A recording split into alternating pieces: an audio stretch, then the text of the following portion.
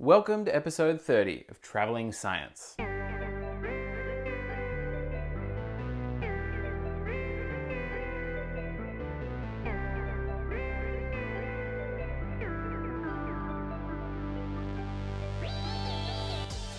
G'day legends, welcome back to Traveling Science, the podcast that's sharing science with the world. My name's Jesse Crow and I'm the Traveling Scientist, coming to you today from Patagonia in Chile. And on this podcast, we interview doctors, researchers, and experts, hearing their stories and sharing their ideas that can help us to live smarter, happier, and healthier lives. Today's guest is Katie Vanderespt, a chemical engineer with a specialty in water treatment. And I actually met Katie on a boat in Okinawa, Japan, randomly. She was just sitting next to me, and we just started chatting, and oh, you're a scientist? I'm a scientist. And she was just awesome. So I asked her if she wanted to come on the podcast, and she said yes. And yeah, that's how this episode came about. And as you'll hear, Katie is lovely, she's hilarious, and she's incredibly knowledgeable. She's going to be teaching us all about the water cycle. Where does our drinking water come from? Where does our wastewater go? And she's going to be answering questions like how you can figure out what's in your drinking water. Is there chlorine in there? Is that a good thing or a bad thing?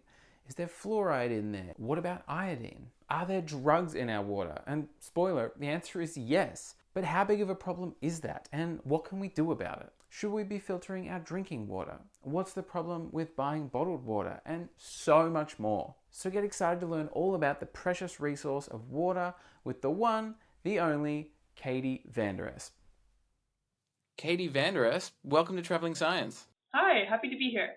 Thank you so much for taking the time to come and chat with us today. I haven't spoken to you in almost a year since we met on a boat in Okinawa, Japan. So it's a pleasure to finally catch up and talk a bit about science. Yeah, it's been a while. Just to get started, would you mind telling us, what did you study at university? So in college, I went to college, by the way, in Kentucky in the United States, and I studied chemical engineering in college. And did you get more specific? Like, what did that chemical engineering entail exactly? So actually, when I was in college, I did mainly manufacturing-based chemical engineering. I had 3 internships. I worked in oil and gas, in polypropylene production and olefins production. And then I also worked, from Kentucky, the cliche, I had to work in a coal plant for power generation. So because during internship was when COVID hit. So that coal plant intern was the middle one of the two during COVID. And then also during college, besides doing manufacturing-based internships, I researched. And that was really, I did a lot of different research. I did material science with corrosion mechanisms. I did thermal mass heating. We had like a little shed with a thermal mass that I would take measurements with and see how it operated.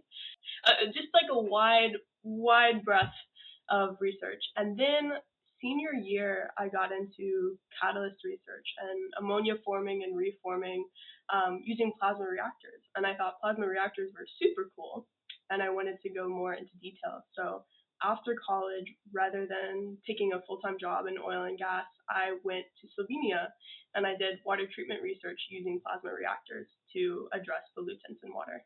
That sounds incredible. Can you tell me what a plasma reactor is? Yeah, okay, yes. Basically, what I worked with, it's super simple. All you do is you have a tube with gas, or you have atmosphere, and you run an electrical current through it. It's kind of the same thing as lightning, right? You have the static electricity from clouds. It causes lightning, and that's what happens. So I worked with atmospheric pressure plasma, so not atmospheric pressure, low thermal, so not super hot, and mainly producing ozone and NOx, basically, NOx, so NO2, NO3. So what were you doing with these plasma reactors in Slovenia? And why Slovenia? Slovenia, because it was, I think, in the perfect location for me, and it was a country that not a lot of people seem to consider to go to, but I think it's incredible. I thought it was a beautiful country. I like the people. I'm studying the language right now. Plasma reactors specifically, I would say around the time that I was writing my proposal for this fellowship. It was a Fulbright fellowship. There was like the big debacle about PFAS, which you've had a previous episode about PFAS. It's very good. I like it. That PFAS episode was my second episode, an interview with Elizabeth Plunk, where we talked about how chemicals in our environment could be harming our brain development. So if you like this episode, you'll probably appreciate that one too. Also, the Fulbright program Katie mentioned is a cultural exchange program in the United States with a goal of improving intercultural relationships. And it does this by sending cool people to do cool things in other countries, like researching water treatment in Slovenia. But what inspired Katie to apply for this research fellowship? BBC put out a video about it. Really informational, really informative. And I watched it and I thought, that's weird because that is 250 miles upstream of where I live. And is that impacting me? And I just went down this rabbit hole of researching it. And I thought it was very, very interesting. So I wrote this proposal to research water treatment in Slovenia because I had a contact in the institute, Jozef Stefan Institute, which is their like leading scientific institute in Slovenia. I wrote it about PFAS, and then as all plans go, when I got to Slovenia, they said, we're not going to do PFAS, we're going to do pharmaceuticals. So I still looked at plasma treatment for pollutants, but I did carbamazepine, which is a seizure medication. It can also be used for bipolar disorder, mainly because like PFAS, carbamazepine is really recalcitrant, so it's very, very hard to treat in wastewater. But it's also very easy to track because it doesn't degrade very well. Absolutely. And so now that we know about all the incredible things you've studied over the years and researched and worked on, what are you working on now? What are you currently doing? My current role is more on the water treatment side, so less wastewater, more water treatment. Although I am involved in wastewater treatment as well, and it's looking at it from a generation perspective. So water treatment for power plants, for coal plants, for nuclear, both influent water as well as effluent. Effluent is the water leaving the plant, influent is the water coming into the plant to use for it. So my job is to look at all the different available technologies on the market and figure out what we should use, and also do R&D. A lot of testing, a lot of pilot studies, very fun work. I really enjoy it. Oh, that sounds really cool. So I wonder if you work on water treatment for drinking water. Like, is that sort of relevant, or do you know about how we treat water for human purposes, human consumption? Yeah, so actually I do know about the drinking water process. I also know about the wastewater process, but I think one thing I really want to emphasize in this episode is that water is a cycle. So what's really scary to think about, but also very intriguing, is that one man's wastewater is another man's drinking water. And if it's okay with you, maybe I can go a little bit more in depth about how the two systems work and how they interplay with each other, because it's related to my job, but it's related to every single person that's listening, and it's really, I think, overlooked. Yeah, please go on. I know I've always thought about water as it is a cycle. Like there's a finite amount on Earth, and so it does go through this whole process and cycles around the globe in all different forms. So please enlighten us on this cycle. Okay, and let me start off by saying what I tell you is what I know on a US-based perspective. So I'm sure it differs globally. Just keep that in mind, because maybe I say something that isn't as applicable to a different region. But I'll probably start with wastewater treatment, and then I'll go into drinking water. They're very similar. It's the same goal, right? The main idea for wastewater treatment is that it is a biological process. So it just speeds up what would happen in nature. What would normally take weeks or months in nature takes about 2 days. And it's called a retention time. It's how much time the water stays in the plant. This shifts, but usually it's 1 to 2 days. Source for wastewater, it can be municipal waste, industrial waste. It can be the septic tank sludge that they pump out. In the U.S., about 75% of Americans are on a sewage system, and the other 25% are with septic tanks. And there are some people that don't have any waste treatment either. So to keep that in mind. And so you're saying basically all the water that goes down a drain anywhere sort of ends up in a plant. Is it a sewage plant or a water treatment plant? Yes, exactly. Okay, so then what happens next? Okay, so you get your wastewater in. It is full The running joke is that anything that can fit down a manhole has come through a wastewater treatment plant. It is full of everything. You have baby toys, you have 2x4s, you have, whatever you name, somebody is trying to dump it legally or illegally. So the first step is pre-treatment, preliminary treatment. I imagine that's just like some large filters. Exactly. And then the second step is grit chambers. So especially when you have a combined sewer system where the stormwater runoff comes in, you need a grit chamber to allow for heavier particles like sand and gravel to sink down, because if they get through to the next part of the system, they could mess with the pump equipment or piping. Okay, so then we're getting all this junk out of the water, and then... Yeah, all the big inorganic stuff is gone. The next step is to let a lot of the organics that will settle down to the bottom. So you basically put it into a primary clarifier, which is a big tank, and you slow down the water velocity and you let it settle down.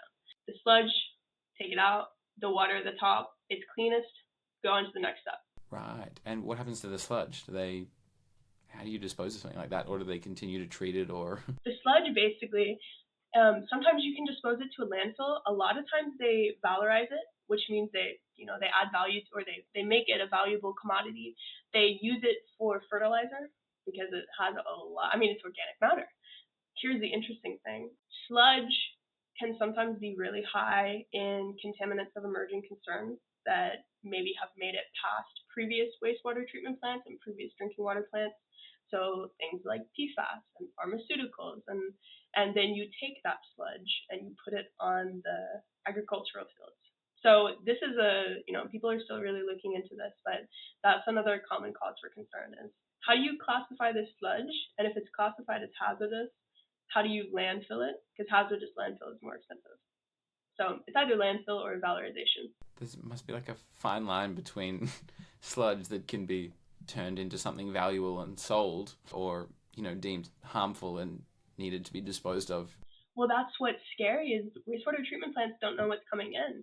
They don't know, excuse my language, but they don't know what the shit is like. So maybe it's good quality, or maybe somebody took way too much medication or flushed their medication down the drain, and all of a sudden they get this really big dose of medicine that should not be there. So it's difficult. It's hard to homogenize because it's not homogeneous. Which is crazy to think about, that you can take the worst of the waste and then somehow sell it for a profit or whatever. Anyway, so what happens once we've split this water up and we have the top layer, that cleaner layer, where does that go next? Okay, so big inorganic stuff is out, big biological stuff is out, that's settled down. The next goal is to degrade the rest of the biological content. So this is where the bugs come into play, or the bacteria. Bugs are a more fun term. The common thing used right now are aeration basins. So they basically just bubble air through these big tanks of water, and then they add beneficial bacteria, and that eats the organic content. It's called aerobic digestion. In older wastewater systems, they have something called trickling filters. So imagine like a tank full of gravel, something that has a lot of surface area, gravel, plastic media, crushed bricks, and they spray the water over it, and then on this material, the biofilm of bacteria grows. It also eats it. So it's the same concept as the aeration basin, it just isn't as efficient. Very cool. And then once the water is filtered through there, it's almost one more step before disinfection. Some wastewater treatment plants have a secondary clarifier, which is just the final remover of any remaining solids and biological matter. And it's actually that secondary sludge that they take a portion of it to put into that aeration tank, and that's what provides the beneficial bacteria. So it's just recycling over and over. When you first start up a wastewater treatment tank, you have to provide that sludge from somewhere else, or that bacteria from somewhere else. And then once you get it going, you produce your own bacteria. Cool. Sounds cool. And then did you say there was a disinfection step, or that is the disinfection step? No, that's not the disinfection step. So you have the bacteria, it's eaten, hopefully all of the organic matter, you remove the inorganic matter. Okay, now you still have bacteria, and you still have pathogens. They may be beneficial to eat stuff, but maybe you don't want to drink it. So final step is disinfection. In the US, 3 main ways. Chlorine or chlorine-based compounds are the most common. The other options are ozone. Ozone is O3. You'd produce it by running an electric current through oxygen. and then UV or ultraviolet light is the third option. Okay, very cool. I know if you just Google water disinfection, it's like boil it. And I was like, I don't think we're boiling all of the water that comes through. That would take insane amounts of energy. Oh, so much energy. Yeah, no.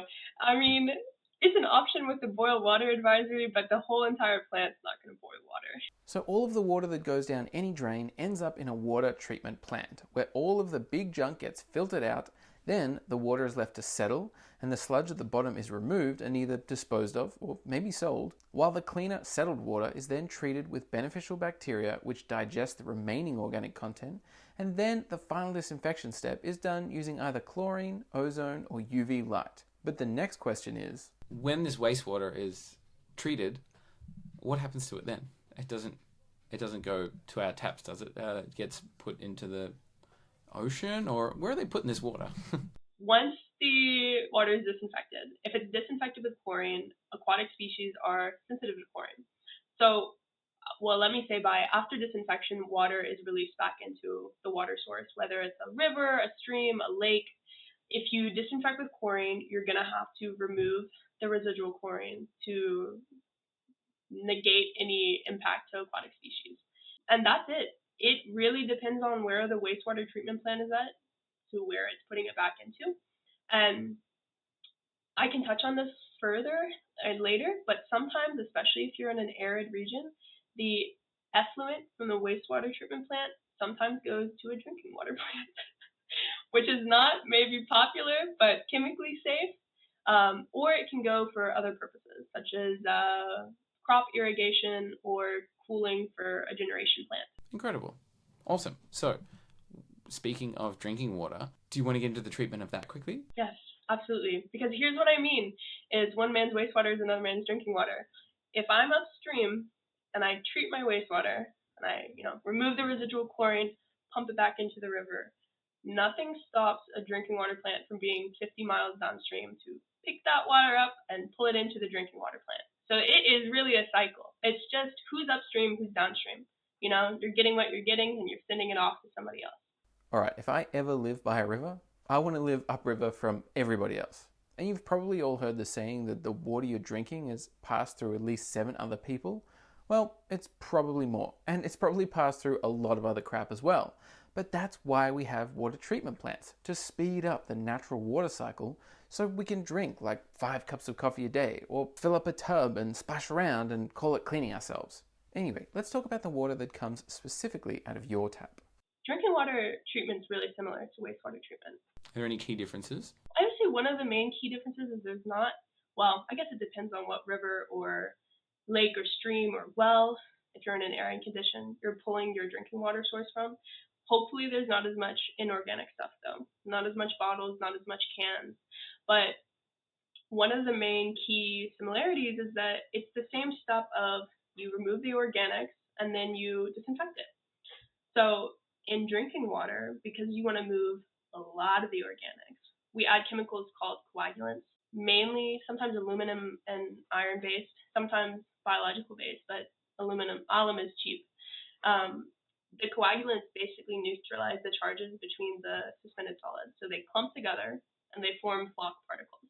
And then you put them in a tank called a flocculation basin. Could be a tank, could be a basin. Slow the water down, let those particles grow, get bigger.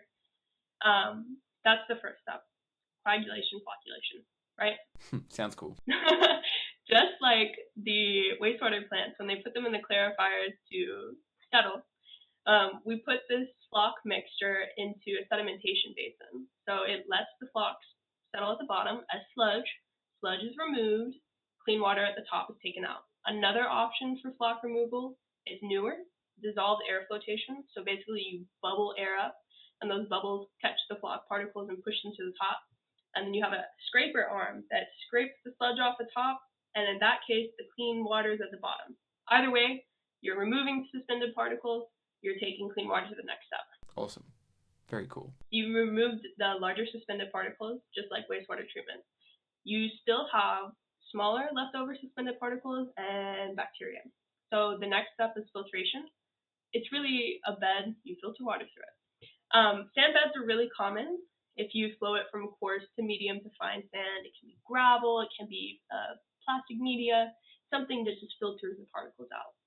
And then some treatment plants also add activated carbon, which addresses odors and tastes, but that's not everybody does that.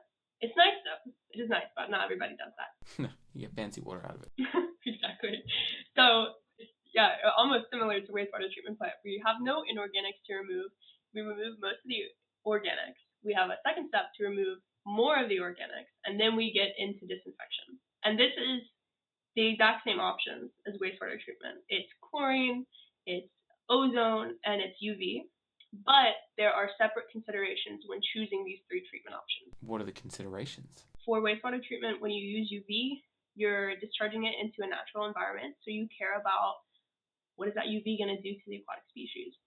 For drinking water, when you use chlorine, you care about what is that chlorine going to do as it's traveling through the pipes and making its way to me or you, anybody that's going to drink it. I guess I'm curious about if that can have a negative health impact at all. I'm sure people are like, oh, this water is more chlorinated, it's very chlorinated or whatever. Should that be a concern? Okay, so it's kind of a win some, lose some scenario. When you treat with chlorine, the nice thing about chlorine is that you have chlorine residuals. So chlorine interacts with the organic content. Whatever it interacts with, it's used up. The residual is what's left over. What's really nice about that is when you take this disinfected water, it has a little bit of chlorine residual, you send it through the pipes to a house. If that water comes in contact with additional pathogens, the residual chlorine can continue to disinfect it until it gets to the house. This is good, right? The problem is when you have too much residual chlorine. And the thing is, wastewater treatment plants can't guesstimate how much residual chlorine is going to be used up between the plant and the house, or the plant and the industry, wherever that's going. So you do have people that are chlorine sensitive, where it may not be as beneficial. Another problem with chlorine is that, and the reason chlorine and disinfection happens at the end of the system, is that chlorine can interact with some organic content and form, they're called disinfection byproducts, DBPs. This is like a very umbrella term for a lot of different stuff, but there's a lot of them. They could be carcinogenic. They're not good. We don't want them, which is why chlorine is at the end of the thing. Yeah, absolutely. So yeah, that's what you have to consider about chlorine-based treatment. And on the topic of residuals, UV doesn't have residuals, so that's one negative about UV. You can treat it. UV actually sterilizes the pathogens. It scrambles their DNA. It doesn't kill them. But if you treat water with UV and then you put it in a pipe and a pathogen's in a pipe, it doesn't have any control about that pathogen reproducing.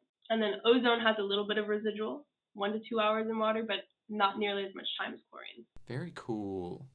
Wow. And then once the water comes out of that treatment, it can essentially go into taps and showers and into people's homes. Yeah, exactly. Once you treat or you disinfect the drinking water, the goal is to get it to the municipal or the industrial customer. That sounds incredible. So now that we have an understanding of wastewater treatment and drinking water treatment, how can we use this information? Like, what can we do to have best practices around wastewater and also drinking water? Do you have any advice? If I could give some advice for how to make a better environment for the wastewater treatment plants that you send your stuff to, the first thing you can do is just remember that water is cyclical, that it's not separate, and it's a precious commodity. I think a lot of people take for granted turning on their tap and having clean water, but there's a lot of things in play when you do that. And so you should care about both wastewater treatment and drinking water treatment. I'll go through one in each if you want advice. But for wastewater treatment, the water that they discharge is the water that a downstream drinking water plant takes in. And you have direct impact on the quality of the water that they discharge.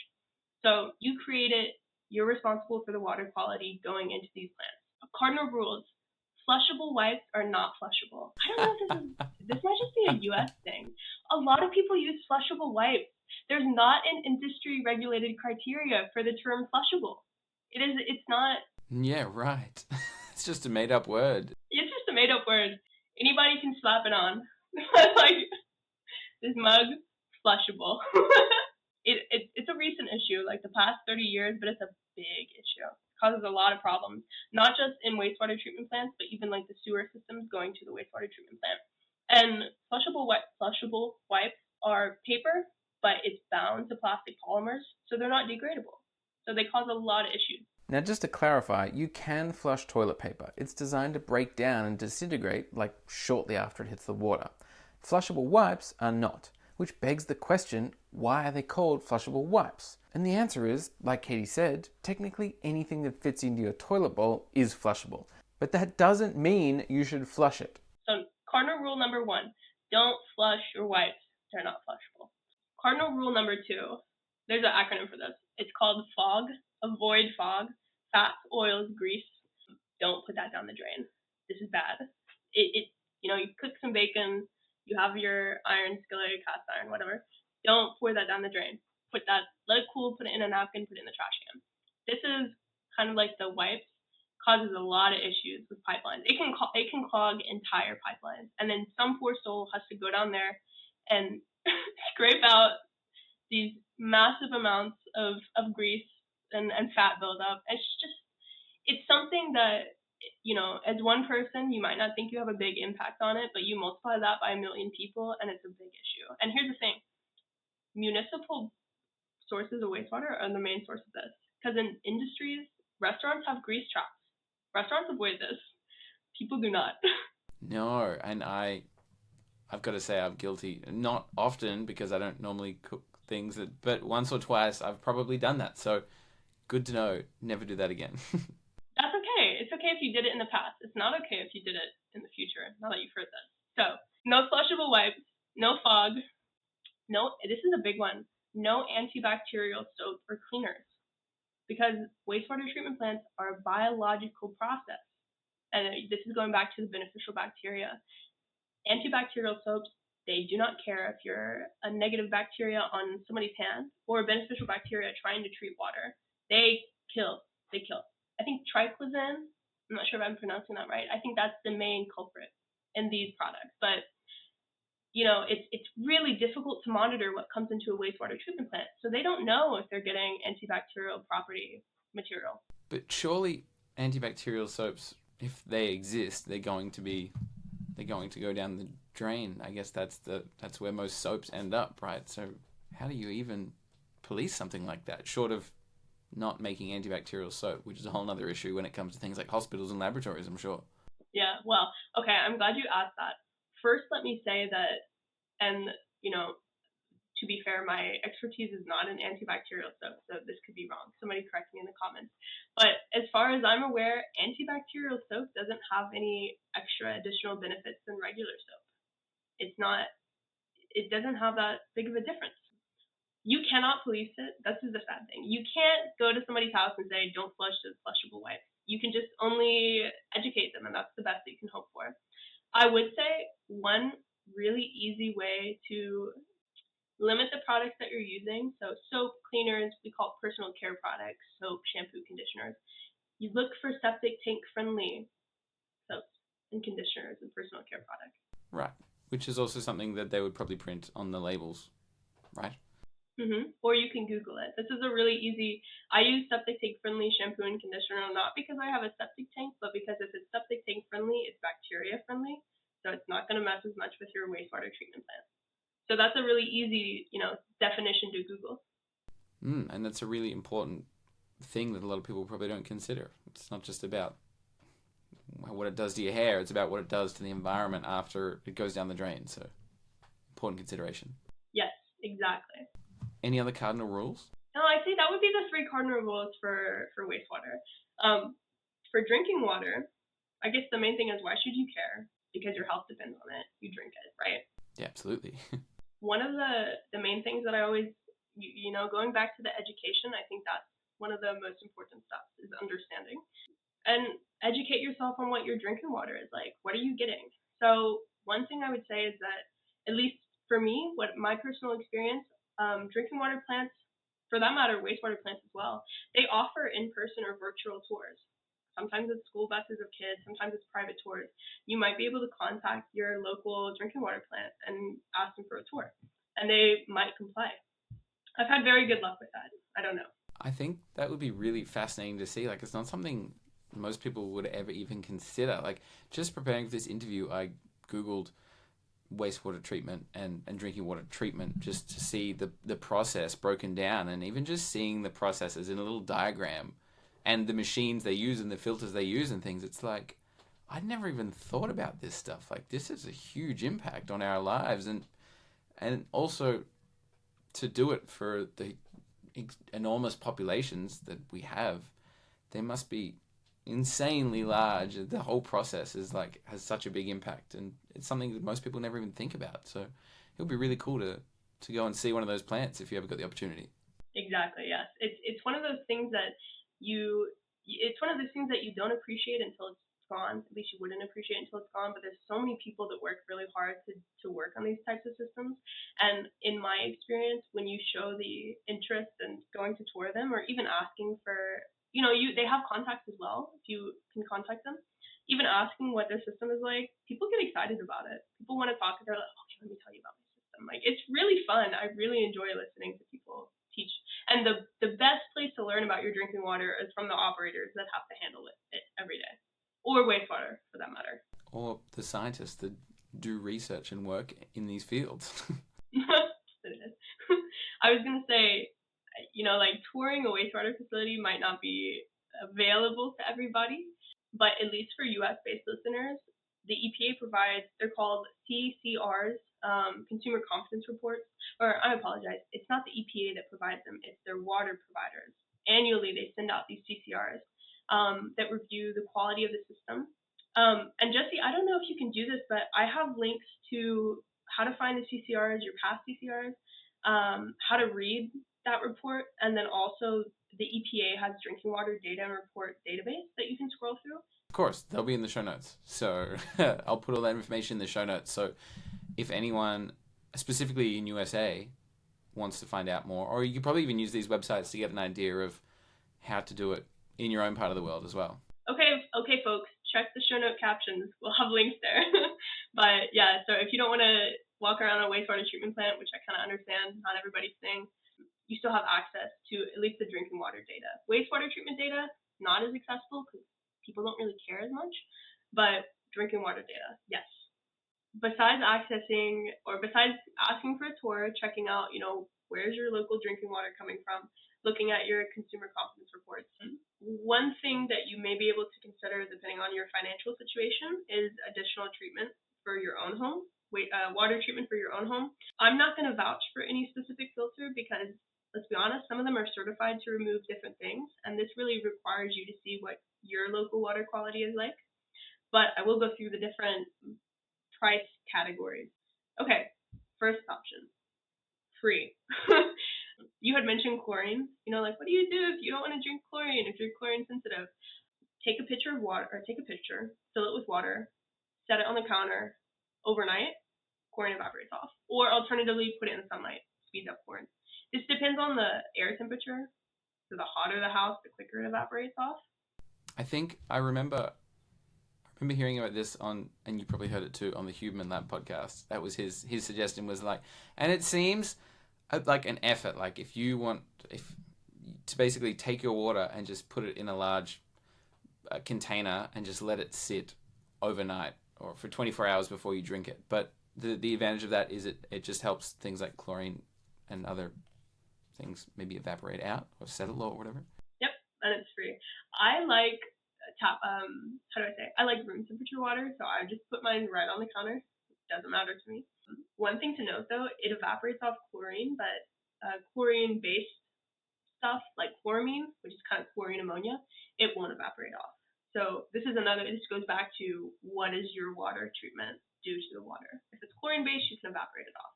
Okay, helps a little bit. And then what's the next price point after free? I actually didn't include the water bottles with filters, but I believe I think now they're coming out with water bottles with filters. You fill it up and it passively drains out via gravity, and it's like a charcoal. So I would put this in the cheaper, but I haven't personally looked at the prices, so don't quote me. But this is what I use. This is like a pitcher filter, like the classic Brita pitcher filter.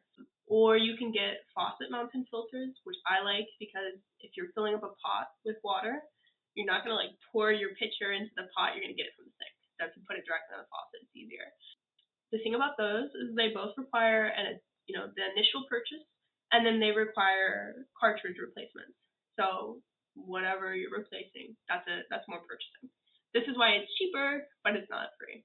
Yeah, and what exactly are those filters filtering out? This depends on the filter. And like I said, sometimes they're certified to remove different things. So a lot of times it's like heavy metals, odors, colors. I'm not sure if there's any that are like PFAS certified or like contaminants of emerging concern, but we'll remove disinfection byproducts from chlorine. We'll remove chlorine. We'll remove fluoride. You don't want fluorosis of your teeth. Don't worry. We'll remove it. Stuff like that. You'll be able to Google and say like, what is this certified to do? And what does it remove? If there's something specific in your water that you're concerned about. Right. Very cool. And then is there another fancier, more effective method? So expensive would be an under the sink system, like a RO. RO is reverse osmosis. It's basically a membrane-based treatment. You push the water through a membrane. The stuff that comes out on one side is the clean stuff, and then you have reject flow, which is the dirty stuff. So RO systems are expensive because they're not passive. You don't put them in a filter and let them drain through. They use electricity to run. You have to provide pressure.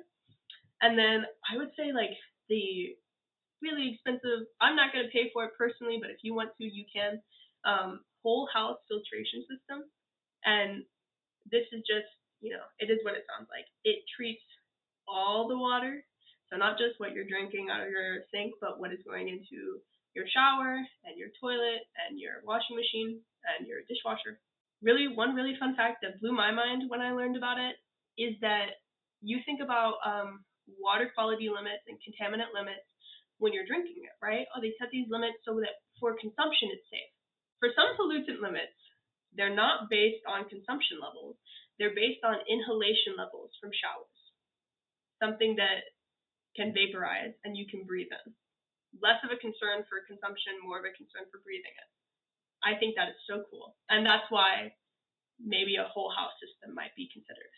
Interesting. So the water that's coming from the shower could potentially be putting something into the air that you're breathing in, which could harm your lungs in some way. Never even thought about that. I don't know necessarily if it would harm your lungs. I just remember hearing that fact and being like, oh, yeah, you're right. Like, I guess I do breathe in the water fumes that are being created by my shower. But once again, yeah, me too. I've never thought about that being an issue. Would like to think that the water fumes aren't harmful. But Katie, I might have already asked you this. How did you get into your field? Like, how did you get interested in the world of hydrology? Yeah, I fell into it basically. When I started college, I wanted to do something environmental based and chemical engineering because we didn't have an environmental engineering section, but I knew chemical engineers who had become environmental engineers. And then when internships came around, I wanted to make money. And so I did I did manufacturing-based internships. So I did oil and gas in Texas, and then I also did coal plant in Kentucky. And that was kind of funny because it was like I went into college for environmental stuff. I worked for oil, plastic, and coal. So like this, the three completely on the opposite spectrum. And then when I graduated college, I didn't want to do that anymore.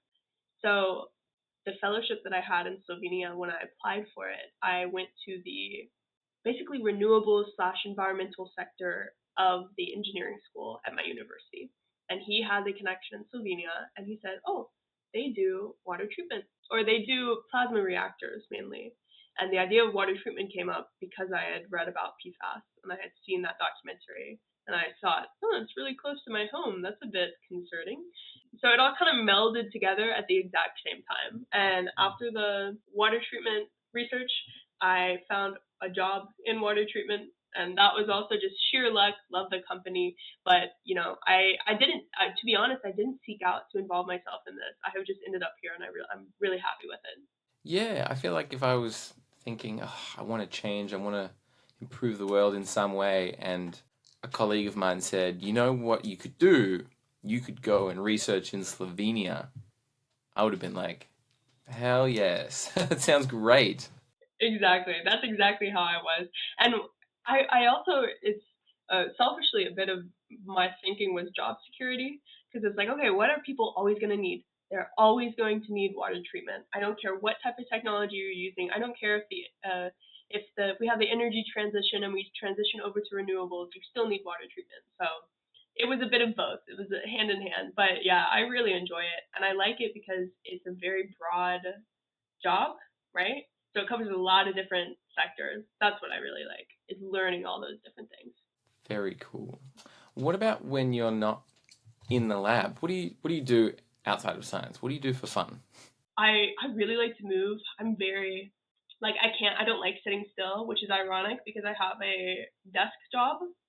Partly desk job, partly go out and tour facilities. But when I'm doing my desk job, it is like I am taking a break and walking around. And before I do my desk job, I go to the gym, and I like to try new things. So I have basically a running list of, like to-dos.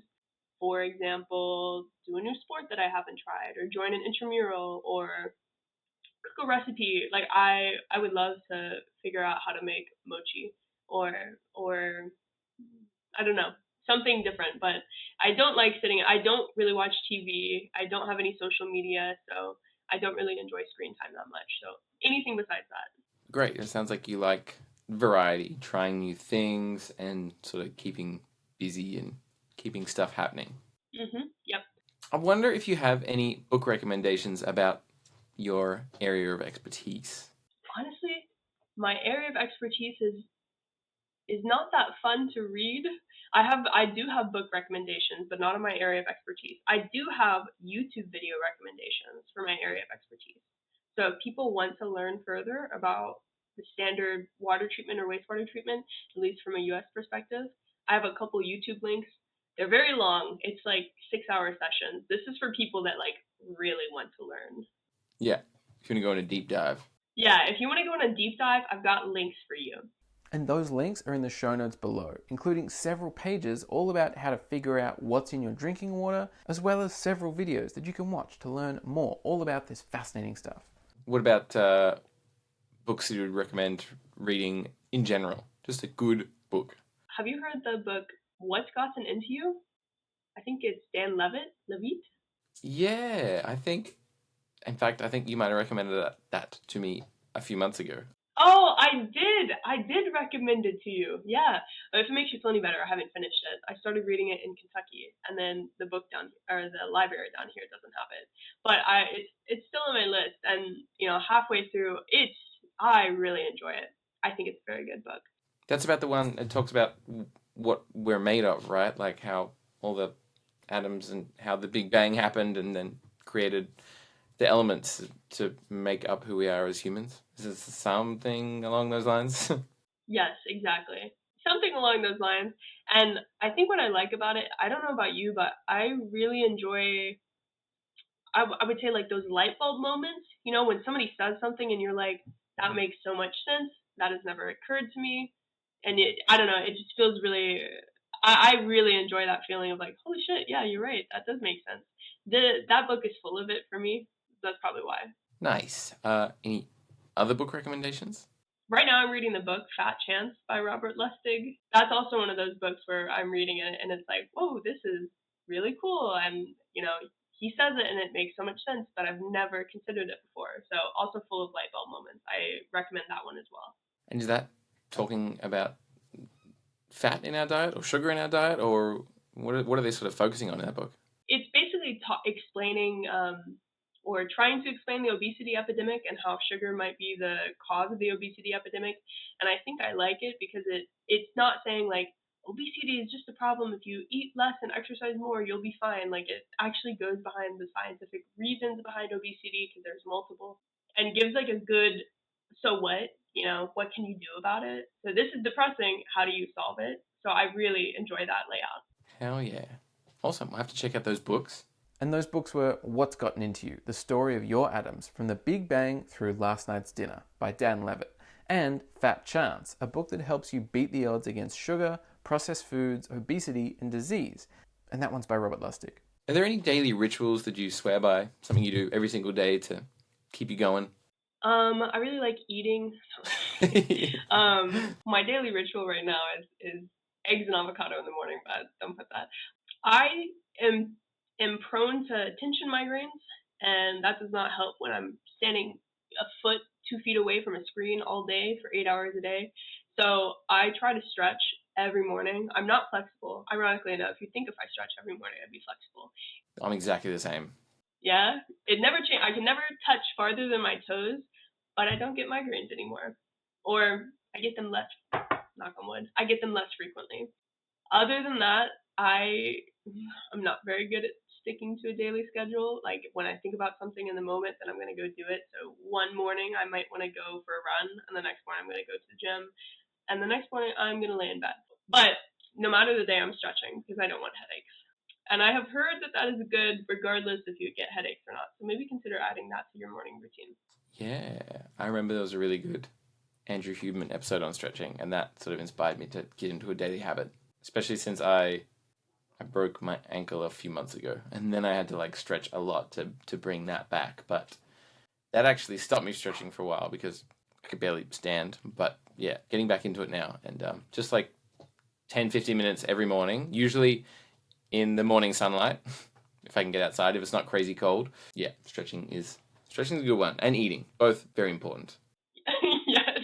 No, we have a balcony, so I like to go sit. Oh, also maybe a daily ritual if I'm not eating out, which I don't usually do just because it's expensive. We have a balcony where the midday sun just blares on you, and I like to go sit in the sun, like on the balcony, and just eat my food and stare out into the sky, basically. Oh, sounds lovely. I've got a few listener questions for you, Katie, if you've got a moment to answer those. But before that, each week here on Travelling Science, we make a donation to a charity of the guest's choosing. And this week, Katie Vanderespt has chosen to make a donation to the Navajo Water Project, a group that's improving access to clean drinking water for hundreds of families across America who otherwise would not have access to the clean running water that so many of us take for granted every single day. So a donation has been made to the Navajo Water Project on behalf of Katie Vanderespt, and if you'd like to make a donation as well, that'd be incredible. And the link is in the description just down below. But for now, back to Travelling Science. The first one, which you've already touched on, but maybe just a general recommendation. Odeli Fui was wondering if you would recommend filtering tap water. I personally would recommend filtering tap water, but I also don't know what country you're in, what your tap water looks like. I think some countries are better than others, and let's be honest, even across the United States, some places have better tap water than others. I think personally for me, if you have the money, if you can afford it, I don't see there being a con to it, if that makes sense. Worst case scenario, you're not taking much out of your water. Best case scenario, you are. But yeah, you're right. I did touch on this. This goes back to figuring out what your specific water quality is like, so that when you purchase a filter, if you decide to, you can kind of tweak it to apply to what the issues might be in your water specifically. And I imagine you can probably get some sort of home testing kits for your water, or be able to organize some. Or is it just a matter of finding the information online? I'm not quite sure about the home testing kits. I've always used the consumer reports to look and see what the water quality is like.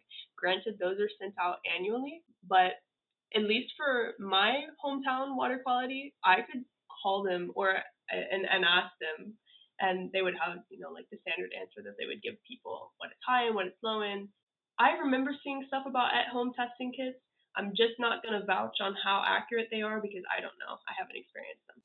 Well, that's a good response anyway. If you can afford it, probably worth filtering tap water. Yeah, because let's be honest, you drink it every day. Hopefully you drink it every day. So if it's like one of those things, there's a ton of stuff we can worry about. There's all these different pollutants. There's all these different things. This is bad. That is bad. But I like to pick my battles, and I think water is one that you should be fighting for. Yeah, because it's such a big part of your life. Yeah.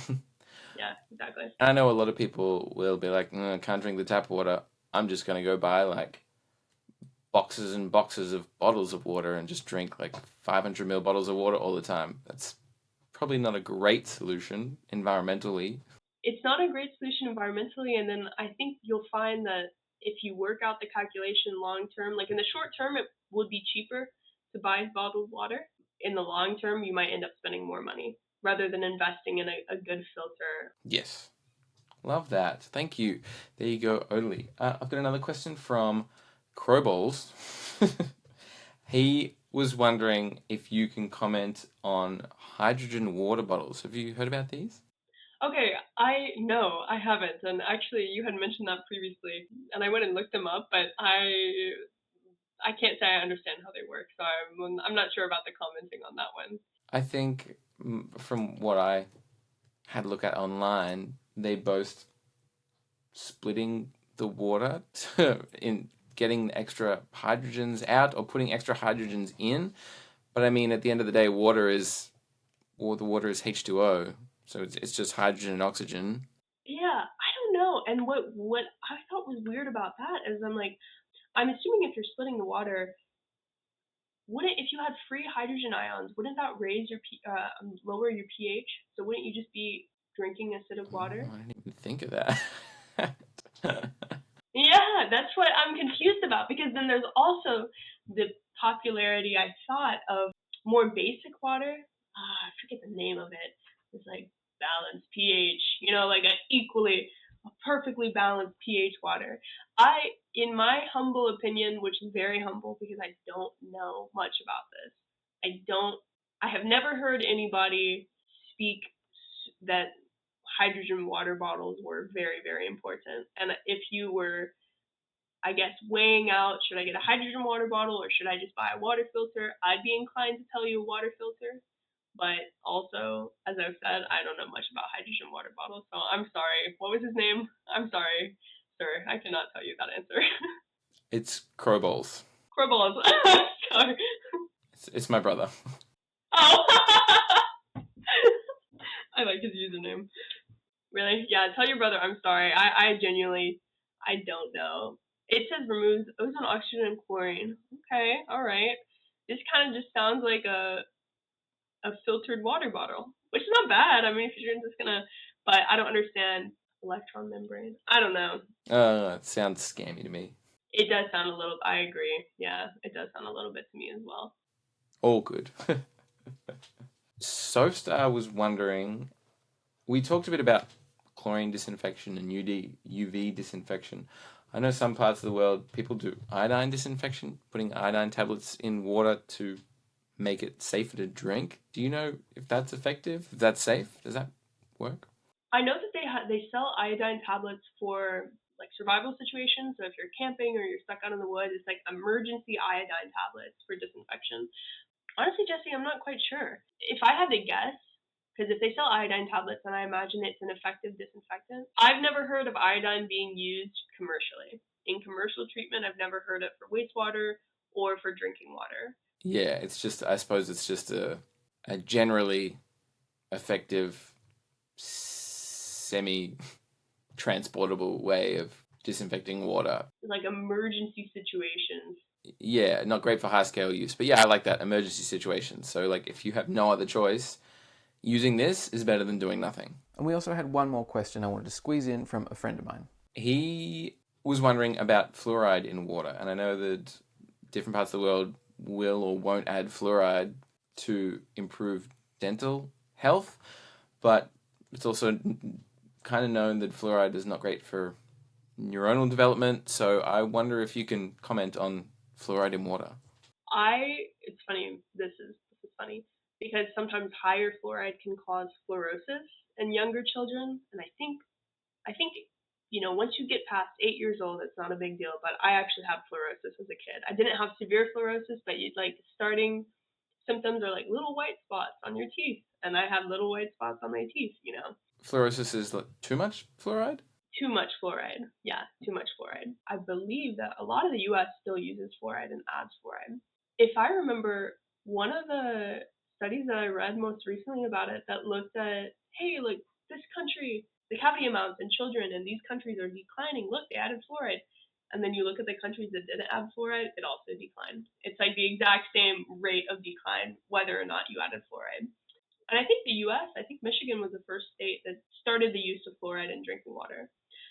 I think it's one of those things that I wouldn't mind if it went away, to be honest, because it's like what you said, more and more research is coming out about, okay, maybe it causes neonatal issues, or maybe if you add too much, then it can cause fluorosis in children, which if extreme, it causes like pitting, and you would have to have dentistry care for, which is not cheap in the US. But yeah, I'm not a huge fan of it. And I actually know of a coworker who I consider in my mind to be very smart. I hold him at a high standard, who refuses to drink tap water strictly because of the fluoride. And he's researched it much more than me. So yeah, I question if it's necessary, and I'm glad that other people are questioning it as well. Because if it's something we don't need, why put it in? You know?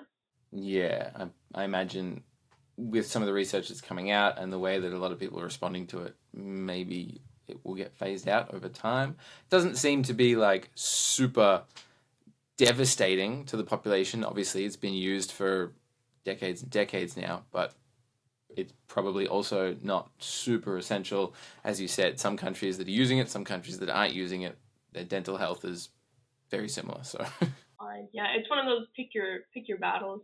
But I don't think actually Slovenia uses it at all. And I mean, granted, I was only there for a little bit under a year, but I never noticed any taste differences. I never had any issues with my teeth, short term. And I never saw many people that had issues with their teeth as well. But I know it's not used in Croatia, so I would assume it's not used in Slovenia, but that could be wrong.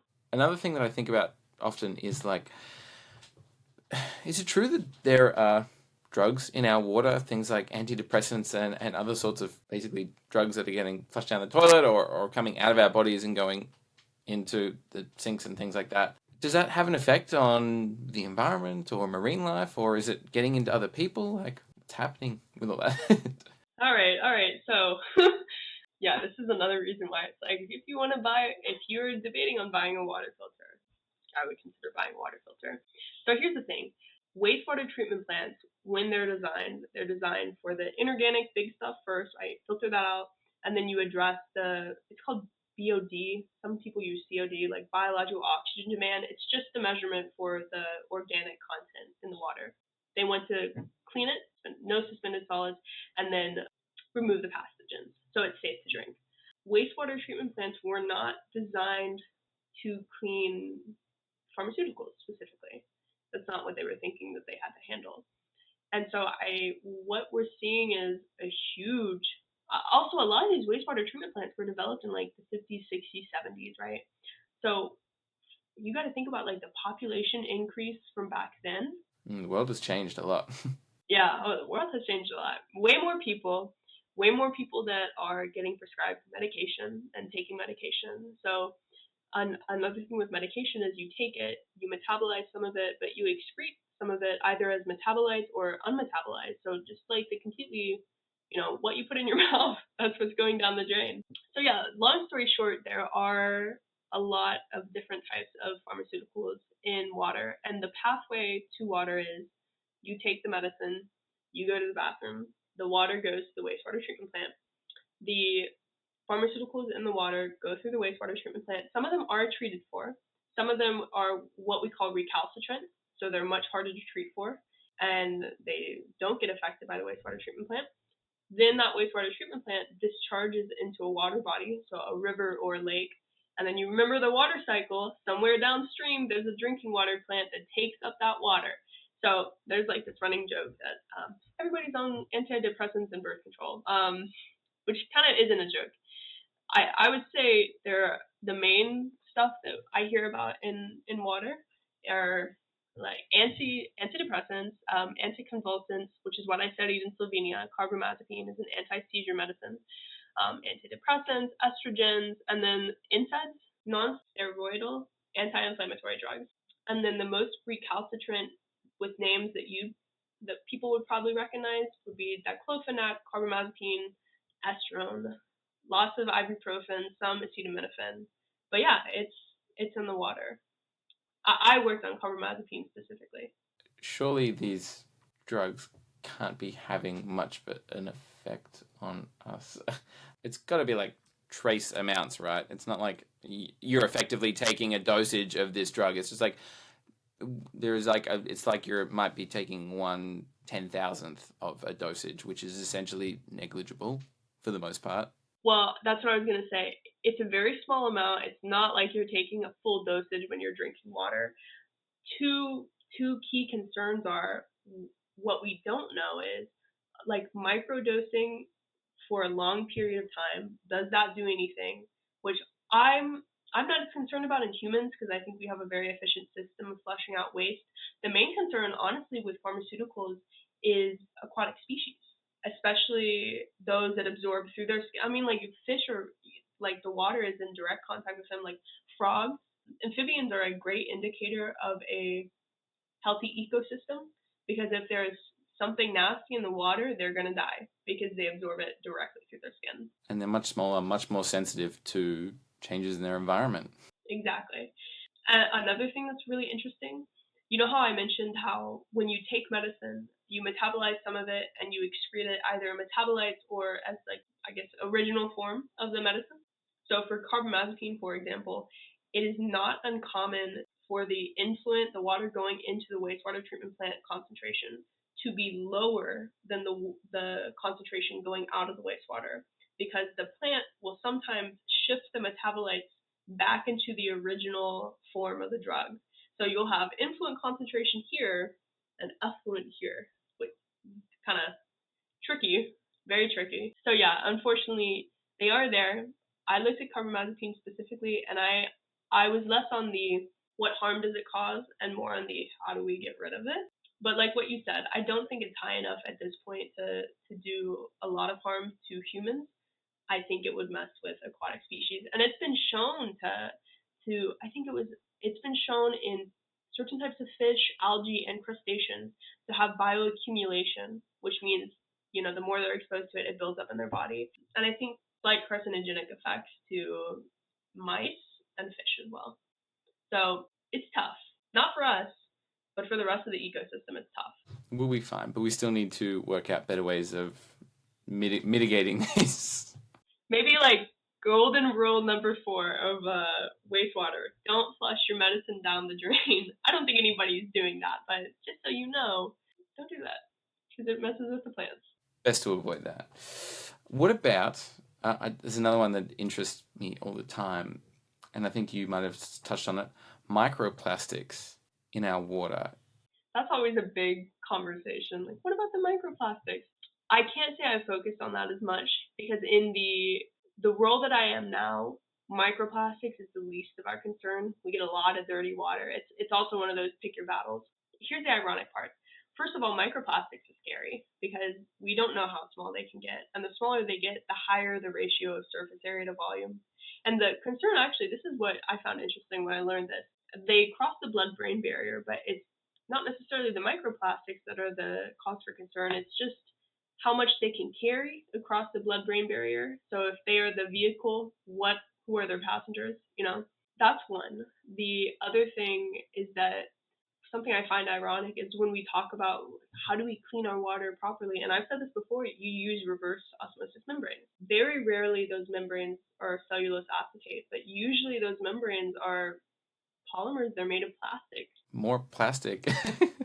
So it's like, how do we remove microplastics? Use an RO membrane. Okay, well then, what if your RO membrane starts shearing off microplastics? I don't know. I'm not sure. At some point, it just gets so small that it's like we don't have membranes capable of removing that, That's the scary part. But I can't say I know like the full health effects though. I don't think they're good though. I haven't heard anybody saying they take their daily vitamins, daily microplastic pill. But maybe they do unintentionally. I was listening to a podcast the other day and someone spoke with an author. There is a book out there all about microplastics, and I want to read it and find out more about this because I think it's super interesting. And the book was called A Poison Like No Other: How Microplastics Corrupted Our Planet and Our Bodies by Matt Simon. It's one of those things, like I've heard about it so often, but it's more on the drinking water side and the customer based side, which I don't really handle. But I myself am curious because you think about it, even the pitchers that we buy to filter our water, they're plastic pitchers, right? If it's anything like PFAS, which I don't know if it is, but PFAS coatings, I mean, the issue is mechanical wear. So if you're taking a metal spatula to a Teflon pan, that's a problem. But another issue is there's a term for it, and I'm blanking on the term, but basically the cycling of hot to cold really stresses out the material. You heat it up, it expands, you cool it down, and that cyclic over and over and over again, that really degrades the plastic. So for example, if you ever hear the advice, don't drink from a plastic water bottle if it's been sitting in your car for even one day, but multiple days, I think this is because if you're heating the bottle, okay, and it's cooling down at night, it's heating up in the morning. And with that expansion and contraction comes the wear of the material and maybe the release of more particles.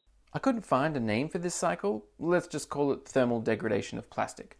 But this is why you should buy a quality water bottle and don't just keep refilling and drinking from the same cheap plastic bottle you bought at the store. Who knows how much of that plastic is shaving off into the water every time you take a swig? Exactly. It's breaking down.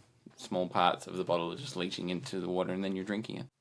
Awesome. Well, I think that was all the questions I had on everything that's going on with our water. So thank you so much for answering those, Katie. Just to finish off, I've got a lightning round for you if you're ready. Okay. All right. Go for it. Alrighty. The timer starts now. If you could describe Slovenia in one word or a couple of words.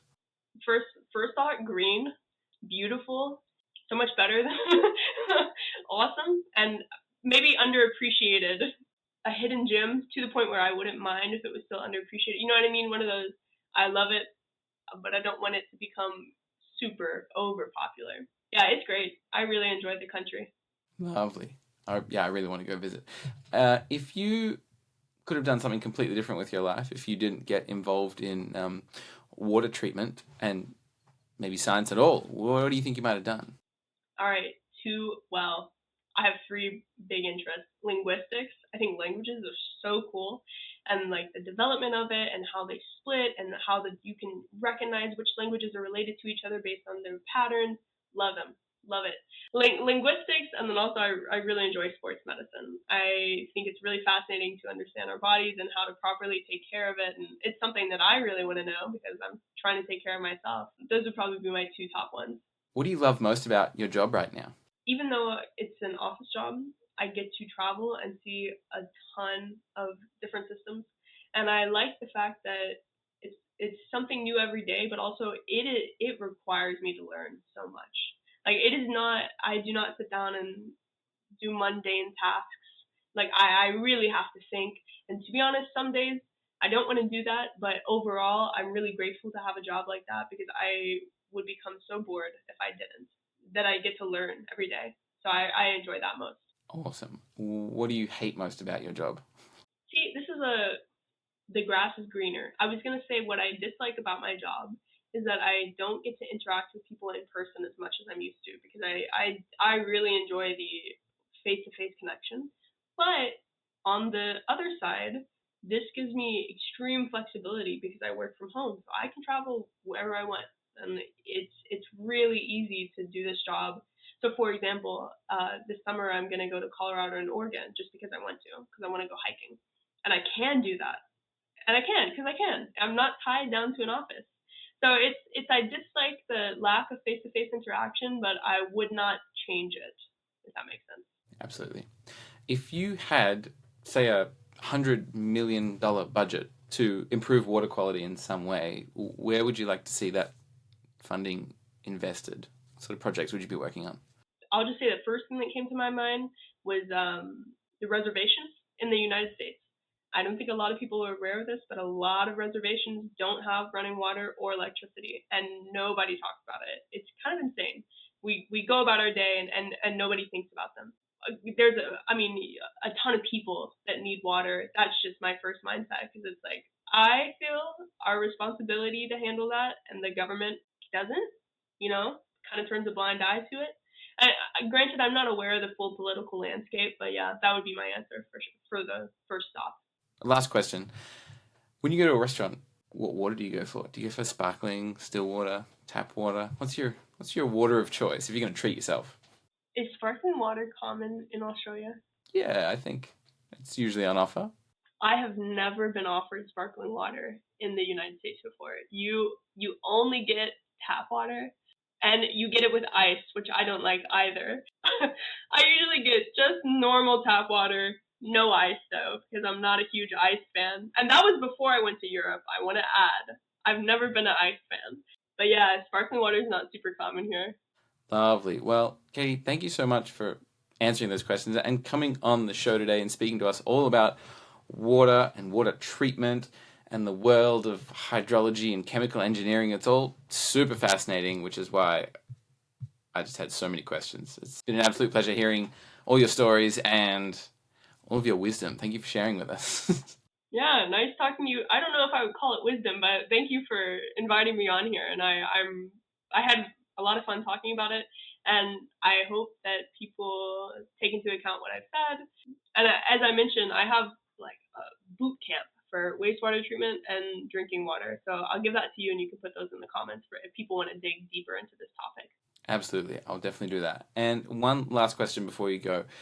I wonder if you have a final piece of advice for our listeners, maybe something you'd like to share that people can take home and act on to improve their lives in some way. Do you have a final piece of advice? I think the number one advice that I have, maybe this could be life advice, is that the first step to fixing a problem is educating yourself. I think that is so valuable because, let's be honest, a lot of the information that you find may not be correct. There's a lot of conflicting opinions out there. So I think maybe not taking the first thing you see as valid truth and questioning it is always the proper way to go. And I would never be upset if I said something and somebody said, that's wrong, and question it. Because if I'm wrong, then I want to know. And I think you should do that as well. So question yourself, question others, and educate yourself is the number one priority.